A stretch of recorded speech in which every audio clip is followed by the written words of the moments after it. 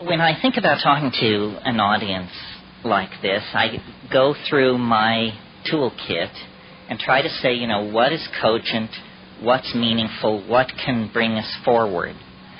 And there seem to be, it's a changing list, but at the moment what seems to be going is the old perennial psychedelic alteration of consciousness for purposes of personal exploration, social reformation, creation of a new art, a new politic. That's one of the major pieces of the puzzle. Another major piece is the new communications technologies. And I mean not only the internet, but the software that allows us, each and every one of us, to be animators, filmmakers, visually expressive people who can produce emotionally moving works of great depth and beauty. This is something that technology has brought to us. And strangely enough, a technology largely produced by psychedelic heads, people like ourselves. I told you last year, I think, when we discussed drugs and technology, that the only difference between a computer and a psychedelic was one was too large to swallow. Well, great progress has been made in 12 months. In another 3 or 4 years, we will be able to swallow the computer. Some of us may never be able to swallow it. The third piece of the puzzle, which is sort of mine alone to play with, since no one else wants to be this publicly crazy, is the whole business of novelty theory, the approach of a singularity in time that is sculpting the human and natural world, and that is so large an object in the intuitive sphere of human beings that it almost has religious overtones.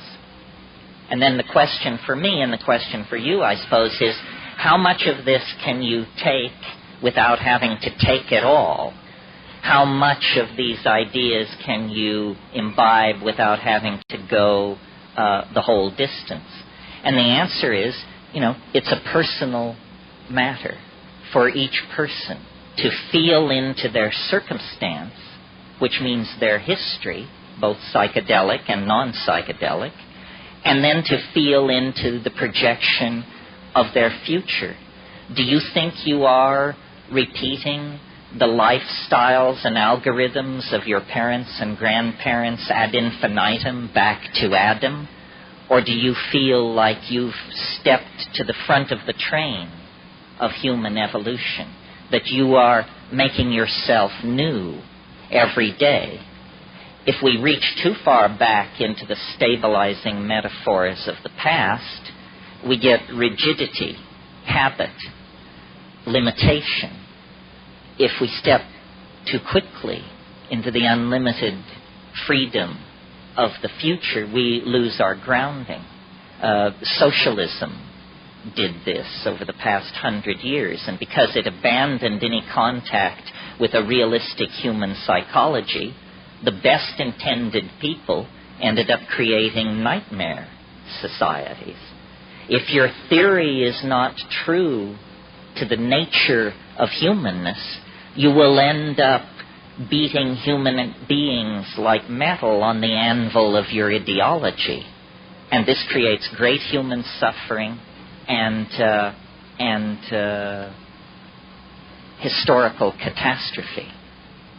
And I maintain that our own society suffers from a failure to adequately model and reflect the true nature of human beings. We have ideas, we have ideals that get in the way of realism and immediate experience.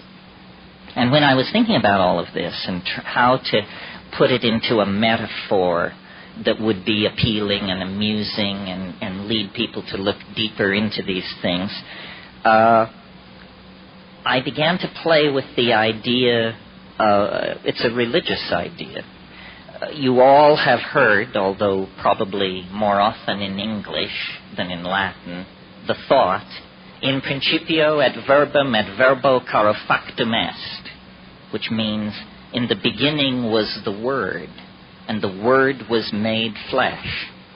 This is the great overarching myth of Western religion. It equally informs Islam, Christianity, Judaism.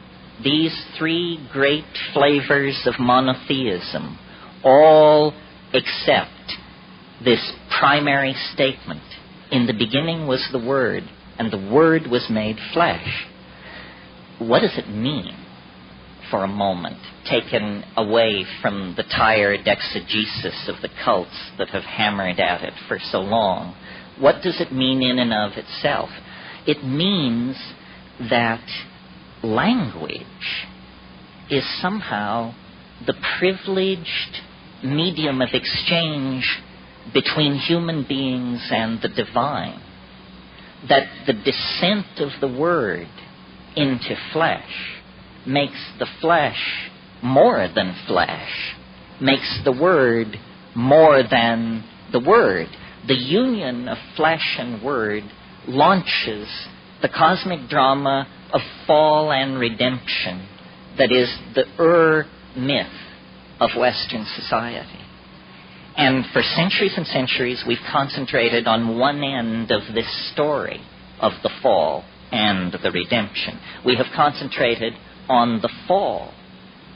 But meanwhile, through all the grimy betrayals and bloody backsliding of human history, the Word has quietly advanced its agenda.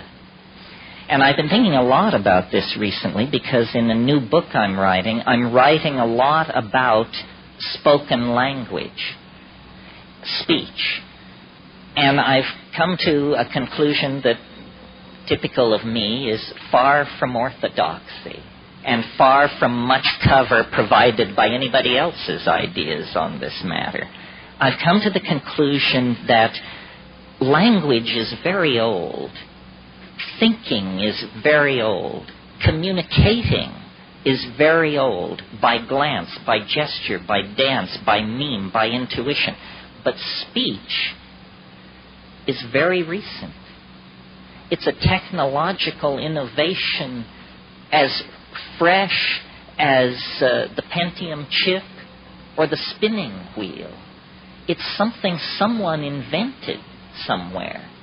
It's the most successful technological leap forward ever made.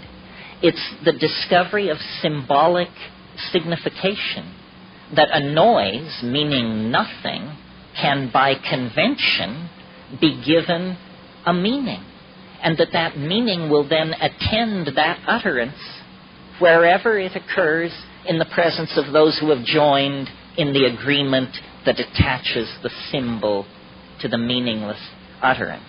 It's a coding breakthrough. Somebody hacked this about 35,000 years ago, and immediately, as forms of media have a way of doing, it swamped the previous methods of communication because, A, it worked in the dark. Suddenly, evenings were not so boring anymore. It worked in the dark. It also, the touchy-feely forms of communication were generally one-on-one and related probably to having sex or aggressive physical encounters. But suddenly, one voice could reach many, and many could respond. And virtual reality was born at that moment, not here in the late 20th century, but at that moment, because acoustical environments laden with symbolic meaning became the name of the game. Stories is what we call these things, and they are the proper use of the advanced form of media known as human speech. It's using human speech to create three-dimensional scenarios that unfold and everyone is carried along with the drama and the wonder of it. From that beginning, and in a series of successively accelerating leaps, the Word has made its way into the world. It's interesting that straight linguists and paleolinguists believe human language is no more than 35,000 years old. Imagine that. We possess Homo sapiens skeletons 110,000 years old. People like the person who rode with you on the bus yesterday. People that modern. And yet, the experts tell us no one spoke until 35,000 years ago. No one wrote until 5,000 or 6,000 years ago. Reading and writing is simply a carrying forward of the original program of signification, first using acoustical signals, and then some other hacker had the brilliant idea, well, if we can use sound to carry abstract associations, why not abstract symbols to carry abstract associations? And writing was born. And what writing allows is expansion of the database, because things are not dependent on the wetware of human memory to survive from generation to generation. Suddenly, the mush of brain is replaced by the durability of wood and stone and clay. And these things then become the medium upon which the primary database of the culture is being carried forward. Well, the rest of the story you know, and this is not a lecture in the history of communication. Each succeeding refinement in communication has brought the word deeper into its association with the flesh until the present. And at this moment, there is a kind of what dynamicists call a cusp, a turning of the system upon its axes. And the Word is now beginning to make the return journey to the mysterious and hidden source from which it descended. In other words, spirit is now beginning to disentangle itself from matter. The 20th century will be remembered as the great clash point, or the great arena of conflict between the triumphal positivist and rational systems that European thought has developed over the past 300 years and the new irrational systems of thought which anthropology cheerfully imported into white high culture in the guise of reportage about the primitive. But this reportage about the primitive turns out to be a kind of Ouroboros conundrum, the snake taking its tail in its mouth. In the past 100 years, as these super technologies have been developed in the West, the smashing of atoms, the invention of radio, television, computers, immunology, so forth and so on, data has been arriving about the practices of Aboriginal cultures all over the planet, that they dissolve ordinary realities, ordinary cultural values, through an interaction, a symbiosis, a relationship to local plants that perturb brain chemistry. And in this domain of perturbed brain chemistry, the cultural operating system is wiped clean. And something older, even for these people, something older, more vitalistic, more in touch with the animal soul, replaces it, replaces the cultural operating system. Something not determined by history and geography, but something writ in the language of the flesh itself. This is who you are. This is true nakedness. You are not naked when you take off your clothes. You still wear your religious assumptions, your prejudices, your fears, your illusions, your delusions. When you shed the cultural operating system, so I've been thinking about this a lot, and at first it seemed to me only a metaphor, this phrase, culture is your operating system.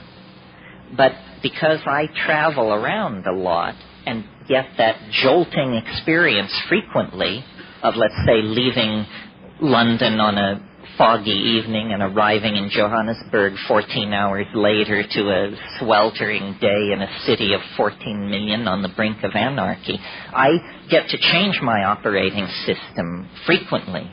And so I notice the relativity of these systems. And some work for some things and some for others.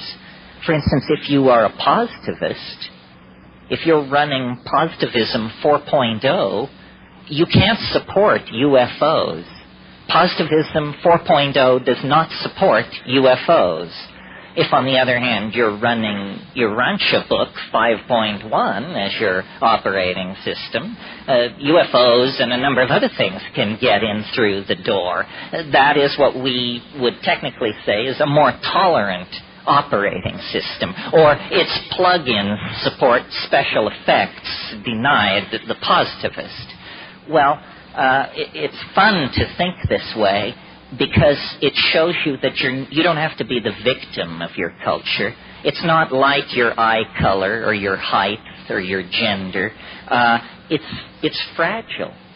It can be remade if you wish it to be. And then the question is, well, how does one download a new operating system? Well, first of all, you have to clear some space on your disk. The best way to do this is probably with a pharmacological agent. You think of some while I have a drink of water.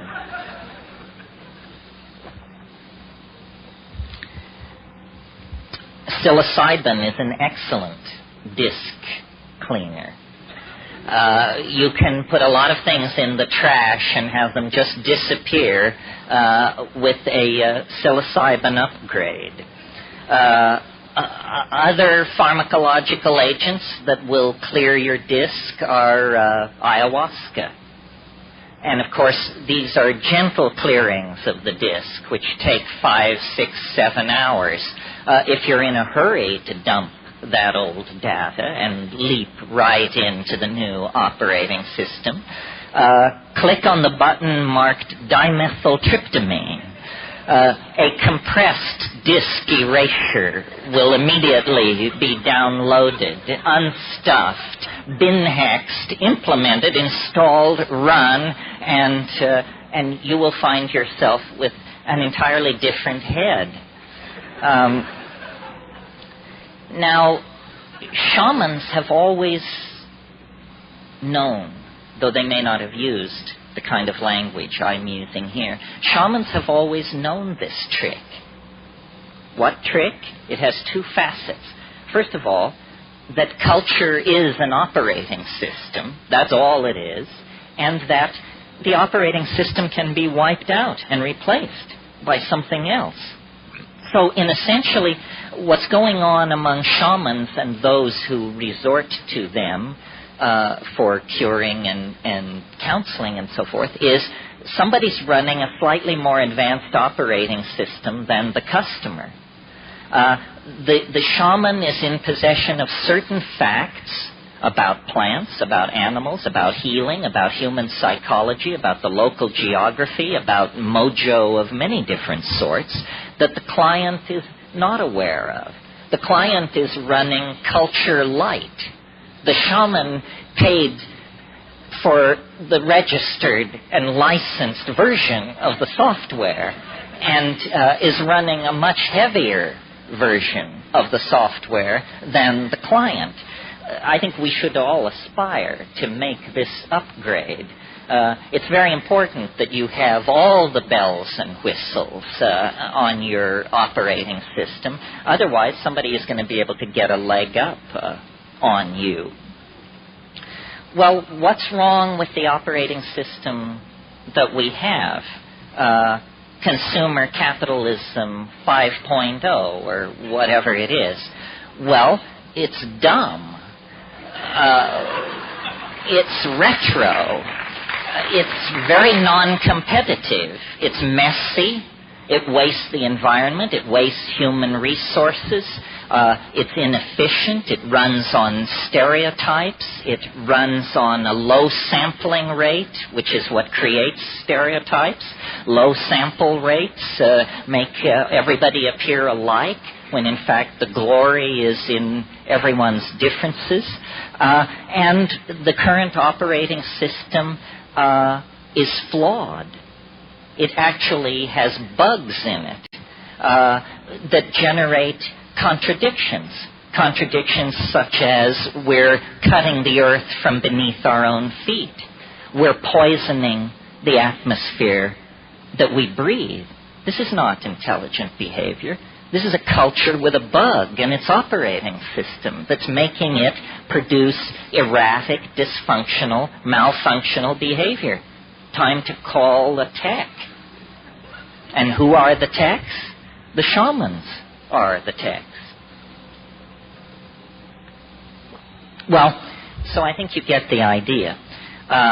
Very important to upgrade your operating system by dumping obsolete cultural subroutines. They are simply taking up disk space. They are not advancing you in any way whatsoever. Now, a very large group of people who followed this advice and rebuilt their operating systems in the 1960s went on then to build this most amazing of all cultural artifacts, the Internet. The Internet is light at the end of the tunnel. I don't care if it's being used to peddle pornography. I don't care if it's being trivialized in 1,000 ways. Anything can be trivialized.